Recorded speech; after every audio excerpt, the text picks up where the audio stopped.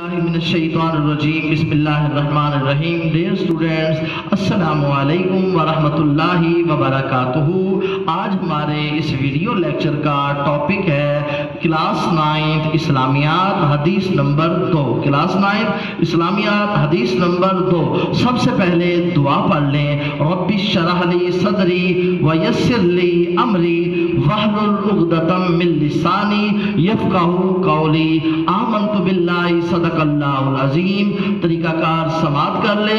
सबसे पहले अरबी इबारत, फिर उसके बाद उसका लफ्ज़ी तर्जमा, उसके बाद तमाम हदीस मुबारका का मफ़हूम और MCQs आपको बताए जाएंगे, शार्ट क्वेश्चंस और आंसर बताए जाएंगे। तो आइए हदीस पाक का आगाज़ करते हैं। बिस्मिल्लाहिर्रहमानिर्रहीम।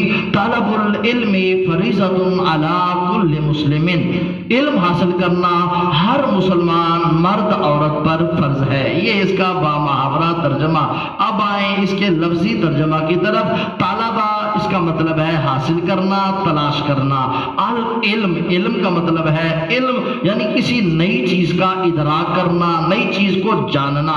फरीज़तन का मतलब है फर्ज, अला पर, कुल्ली का मतलब है तमाम और मुस्लिमिन का मतलब है मुसलमान। अब दोबारा इसका बामुहावरा तर्जमा समाअत करें। इल्म हासिल करना हर मुसलमान मर्द औरत पर फर्ज है या लाजिम है। इसी तरह डियर स्टूडेंट्स, सबसे पहली हेडिंग, आप पहली लाइन अपनी टेक्स्ट बुक की तशरीह देखें या ये नोट्स के अंदर मैंने पहली लाइन बनाई है। आपका ये MCQs भी आ सकता है कि इंसानी फितरत का बुनियादी तकाजा क्या है। सिर्फ उतनी वजाहत की जाए जो आपके 9th लेवल की बुक के मुताबिक हो। वैसे अगर इस पर गुफ्तगू करें तो काफ़ी लेंथी हो जाता है हमारा ये लेक्चर, तो अब ये सुनते जाएं। तालबुल इल्मी फरीज़तुन अला कुल्लि मुस्लिमिन। सबसे पहली बात, इंसानी फितरत का बुनियादी तकाजा। इंसानी फितरत का बुनियादी तकाजा है कि उसे अपनी ज़ात यानी उसे अल्लाह तबारक व तआला ने क्यों बनाया, इस कायनात में उसके आने का मकसद क्या है। सबसे पहले कुरान पाक में अल्लाह ताला ने फरमाया वमा खलक़तुल जिन्ना वल इंसा इल्ला लियअबुदून, कि हमने जिन्नों और इंसानों को इसलिए पैदा किया कि वो हमारी इबादत करें, वो परवरदिगार की इबादत करें। इसके बाद कायनात के बारे में उसको इल्म हो। कायनात में यानी जो चीज़ें अल्लाह तबारक व तआला ने बनाई हैं उसे पता हो कि इसका मकसद क्या है। जहाँ तक इंसान की पहुँच हो कायनात के अंदर, वहां तक उसको इल्म हासिल करना चाहिए, उस चीज के बारे में इल्म हासिल करना चाहिए। और सबसे अहम, उसे हर अच्छी और बुरी चीज का इल्म, क्या ये चीज अच्छी है या बुरी है, सेहत के लिए, ईमान के लिए, माहौल के लिए, घर वालों के लिए, दोस्तों के लिए, यानी हर अच्छी और बुरी चीज का इल्म, अल्लाह ताला की तरफ से नेकी और बदी का इल्म, ये भी उसको पता होना चाहिए, लाजमी है। अब यहाँ पे एक बात मैं आपको बताऊं कि जरूरी नहीं कि हर मुसलमान मुकम्मल आलिम बन जाए, ये जरूरी नहीं। अगर बच्चा छोटा है, 7 साल का हो जाता है, नमाज सीखना उस पर लाजिम है, और बड़ा हो जाए उसे रोजे का इल्म दें, पाकी पलीदी का इल्म दें, गुस्ल के बारे में उसको पता हो। इसी तरह जब बंदा बड़ा हो जाए, मालदार हो जाए, तो उसे ज़कात का इल्म आना चाहिए। माँ बाप की इज्जत और एहतराम के बारे में उसको पता हो, रिश्तेदार और दोस्तों के साथ हुस्ने सलूक के बारे में उसको पता हो, तब ही बंदा दुनिया के अंदर कामयाब हो सकता है।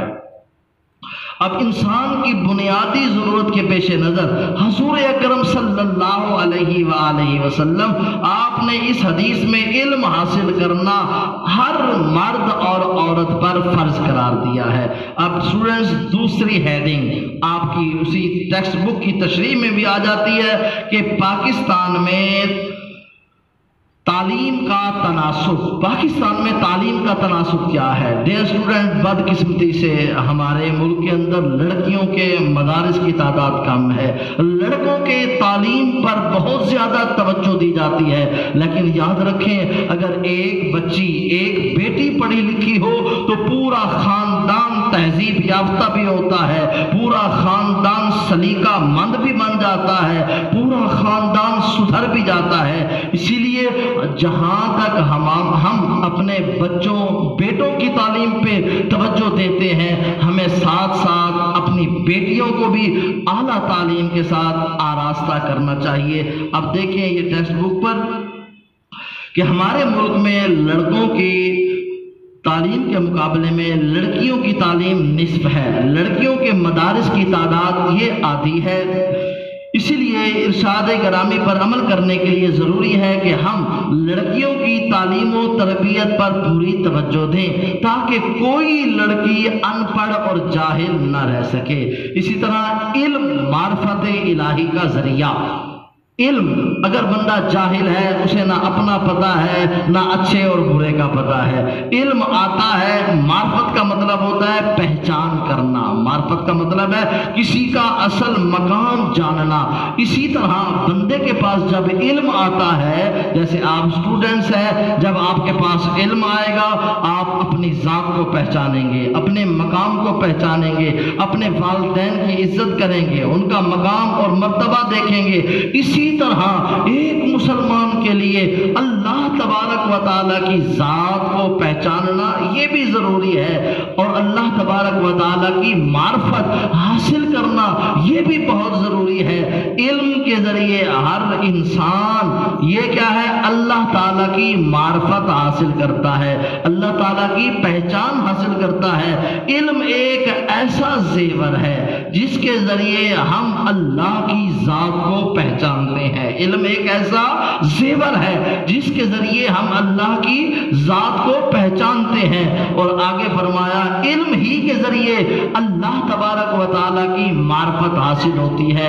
اسی لیے انبیاء کرام جتنے بھی 1,24,000 پیغمبر آئے، تمام پیغمبروں نے اللہ تبارک و تعالیٰ کی معرفت کا پیغام دیا، اللہ تبارک و تعالیٰ کی معرفت لوگوں کو کروائی۔ اسی لیے ڈیئر اسٹوڈنٹس، اس علم کو ہم دینی علم کہیں گے، اس علم کو کیا کہیں گے؟ دینی علم۔ اور دنیاوی علم بھی ہم نے حاصل کرنا ہے، لیکن ہماری بیس، ہماری بنیاد یہ اسلام ہے۔